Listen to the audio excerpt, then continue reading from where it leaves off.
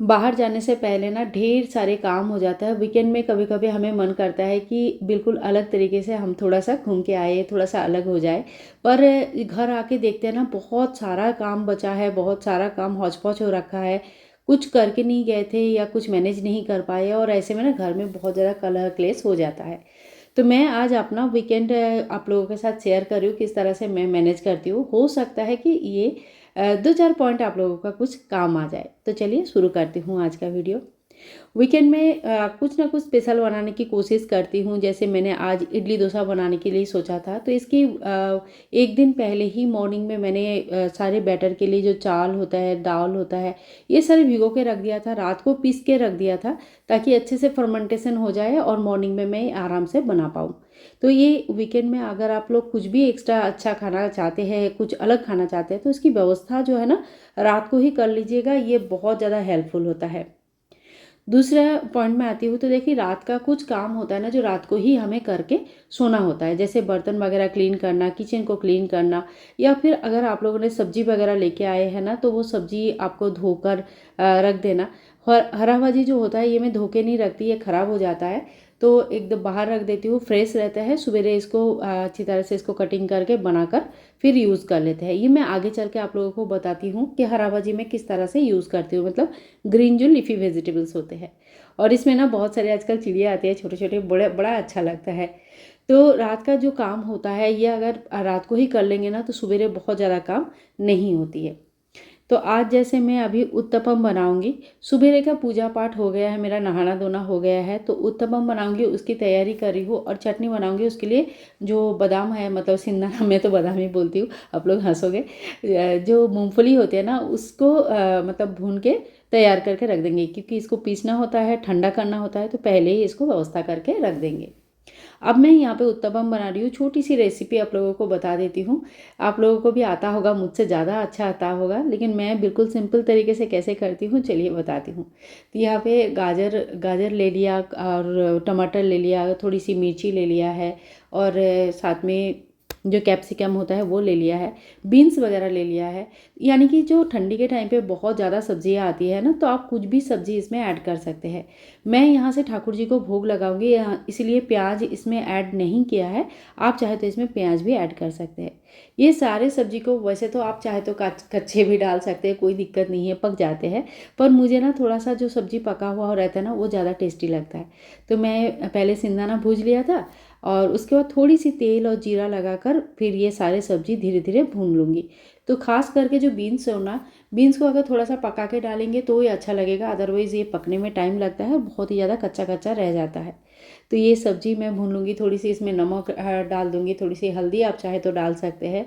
बहुत ज़्यादा चटपटा कुछ नहीं बनाती हूँ, तो नमक हल्दी और सिंपली उसको जो फ्राई करना होता है ना, इतना ही मेरा बनता है।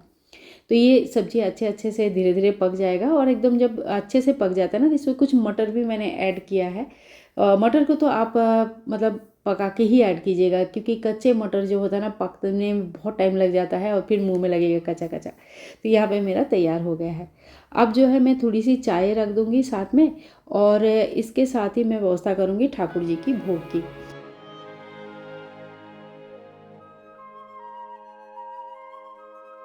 तो सबसे पहले तो भोग का व्यवस्था करना चाहिए। जैसे आपने अगर शुरू में ही कोई भोग लगा दिया है तो बहुत अच्छा है, फिर तो आप अपना ब्रेकफास्ट आराम से बना लीजिएगा। और अगर नहीं है तो सबसे पहले ठाकुर जी के लिए एक उत्तपम छोटा सा मैं बना लूँगी। जैसे मैंने सवेरे फल का और दूध का ये सारे, या कभी बतासा, कभी माखन मिश्री, ये सारे भोग लगा देती हूँ, क्योंकि एकदम सुबह सुबह उठ के ही इतने सारी चीज़ें नहीं हो पाती है। तो मैं वो भोग लगा देती हूँ, और बाद में जब ब्रेकफास्ट बनता है ना तो वहाँ से फिर ठाकुर जी के लिए भोग निकालती हूँ। तो यहाँ पे भी मैंने एक छोटा सा कटोरा लिया है। यहाँ पे बैटर मैंने ले लूँगी, थोड़ी सी बैटर ले लूँगी, और ये जो कटोरा है ये ठाकुर जी का ही कटोरा है। यानी कि जो मंदिर की पूजा होता है ना, पूजा का बर्तन थोड़ा सा अलग रखिएगा, बहुत इजी होता है। मैंने भी बर्तन अलग रख के रखा है, और इसमें थोड़ी सी सब्जी और ये जो बैटर है इसको अच्छे से मिक्स कर देंगे, थोड़ा सा हल्का सा नमक डालेंगे, और एक उत्तपम बनाकर सबसे पहले ठाकुर जी को भोग लगा देंगे। तो देखिए घी से मैं बना दूँगी, ठाकुर जी के जो उत्तपम बनेगा वो घी से बनाएंगे, और हम लोग जो खाएंगे वो तो मूंगफली के तेल से बनाएंगे। तो यहाँ पे एक मोटा मोटा सा प्यारा सा उत्तपम बना के सबसे पहले ठाकुर जी को भोग लगा के आऊँगी।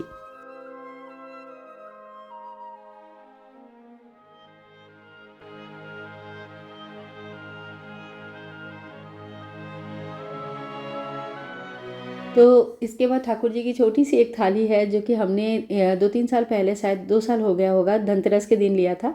और उसमें मैं ठाकुर जी के लिए जो भोग है वो निकाल लेंगे। साथ ही में तवा जल जाएगा, इसीलिए एक डोसा बनाने के लिए रख के फिर चलो अब सबसे पहले ठाकुर जी को भोग लगा देते हैं।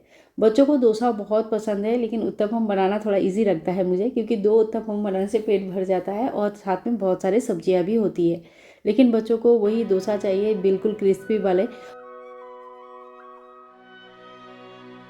और इसके बाद सुबह का जो लगा हुआ भोग है ना, ये सारे मैं यहाँ से लेके चले जाऊँगी। ये सारे जो भोग होते हैं, आप लोग पूछते हो, ये घर के ही मेंबर जो होते हैं ना, उनको ग्रहण करना चाहिए। भोग प्रसाद होते हैं वो ज़रूर खा लेना चाहिए। इसके बाद मैं चटनी बनाऊँगी। मैंने 2 कलियाँ लहसुन की मतलब यूज़ किया हुआ है। आप चाहे तो बिना लहसुन का भी बना सकते हैं, लेकिन थोड़ी सी लहसुन डालने से ना अच्छा रहता है। और ठंडी में जो मतलब पैरों वगैरह में दर्द जो होता है ना, जो हड्डियों में प्रॉब्लम रहती है ना, ये लहसुन से काफ़ी अच्छा फ़र्क पड़ता है।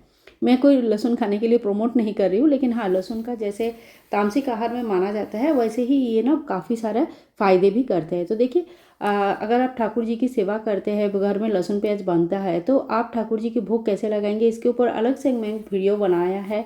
आप उस वीडियो को जरूर देख लीजिएगा, किस तरह से शुद्ध सात्विक तरीके से रहते हुए भी आप पहले ठाकुर जी के भोग लगा दीजिएगा, और फिर अपना जो बॉडी रिक्वायरमेंट है या जो भी है उस हिसाब से आप खाना खाइए। ठीक है। तो इसके बाद देखिए, चटनी भी मैंने पीस लिया था। चटनी में क्या क्या दिया है आप लोगों को दिखाया। अभी बहुत ज़्यादा कुछ नहीं रहता है, 4-5 चीज़ें रहती है, बस उसको पीस लेना होता है और उसके बाद थोड़ा सा छोका मार देंगे। साथ ही में यहाँ पे हमारा डोसा तैयार होता जा रहा है, तो एक एक दो दो डोसा दे देंगे और कुछ उत्तपम बनाकर, 1-2 उत्तपम बनाकर मिक्स करके दे देंगे। तो इस तरह से सुबेरे का मेरा खाना पीना बनाना, भोग बनाना, घर की साफ़ सफाई करना, ये हर चीज़ टाइमली होता है, क्योंकि मैंने रात से ही इसको थोड़ा सा प्लानिंग करके रखा है। थोड़ी बहुत हस्बैंड भी इसमें हेल्प कर देते हैं, क्योंकि जब हम मतलब इस तरह का जब ब्रेकफास्ट बनाते हैं ना, तो इसमें बहुत ज़्यादा हौच पौच लगता है। मुझे एक तरफ डोसा बन रहा है, एक तरफ डोसा बहुत जल्दी ख़त्म होता है, तो बच्चे फिर दोबारा मांगते हैं, चटनी बनानी है। तो ये सारे चीज़ों में ना अगर किसी का थोड़ी सी हेल्प मिल जाए तो बहुत अच्छा होता है। इसके बाद देखिए, जो नेक्स्ट पॉइंट है, जो मतलब सब्जियां मैंने आप लोगों को दिखाया कि सब्जी रात को लेके आए थे हम लोग, शाम को ही लेके आ गए थे, रात को धोकर रख दिया था। तो जो हरा भाजी वगैरह मैंने बीन लिया था, तो कुछ उनके जो डंठल वगैरह निकलता है या कोई सब्जियों का जो वेस्ट पार्ट निकलता है ना, जो मतलब हम गौ माता को एज ए चारा दे सकते हैं, तो गौ माता के लिए चारा मैंने निकाल लिया है। सबको ब्रेकफास्ट करवा दिया है। इसके बाद जो काम आता है ये है होम क्लीनिंग, यानी कि थोड़ा सा घर को साफ़ सफाई करना। जो आज बेडशीट वगैरह है ये मैं धो लेती हूँ, तो बेडशीट वगैरह सब धो लेंगे और साथ में ये सारे चेंज कर देंगे। आजकल ठंडा बहुत है, इसीलिए कंबल बिछा के रखती हूँ, और 2 कंबल मैंने और भी लेके रखा है, तो ये कंबल जब धूप में जाता है तो वो कंबल में बिछा देती हूँ। तो इस तरह से ना एक छोटा सा काम है जो वीकेंड में मैं ज़रूर करती हूँ। और बेडशीट वगैरह मैं नॉर्मल कपड़ों के साथ नहीं धोती हूँ, क्योंकि ये थोड़ा हार्ड वॉश होता है, नॉर्मल कपड़े इतना हार्ड वॉश से ख़राब हो जाती है। तो यहाँ पे सारे बेडशीट वगैरह मैं डाल दूँगी, ये भी धोया जाएगा साथ साथ में। बहुत ज़्यादा समय नहीं लगता है आजकल, थोड़ी मशीन का हेल्प ले लेते हैं हम लोग। पहले तो हाथ से धोते थे, बहुत ज़्यादा टाइम और मेहनत होती थी। आजकल जो है ना, ये सारे चीज़ें थोड़ी बहुत धीरे धीरे हमारा टाइम सेविंग भी कर देते हैं, मेहनत भी थोड़ा कम कर देते हैं। इससे हम थोड़ी सी प्रोडक्टिव भी बन जाते हैं और 1-2 काम और भी एक्स्ट्रा कर पाते हैं। अब इसके बाद देखिए, हम लोग बाहर जाएंगे तो मोस्ट प्रोबेबली दोपहर का खाना बाहर ही खाया जाता है। तो इसके बाद जब हम शाम को आएंगे तो थोड़ा सा थका हुआ आएंगे, और आते ही कुछ भी व्यवस्था करना तुरंत हमें किसी को भी अच्छा नहीं लगता।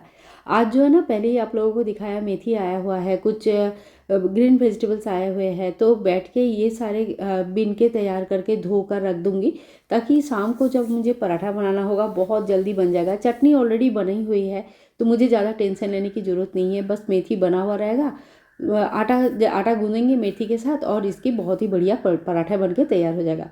खाने में भी अच्छा लगेगा और बनाने में भी कम मेहनत लगेगी।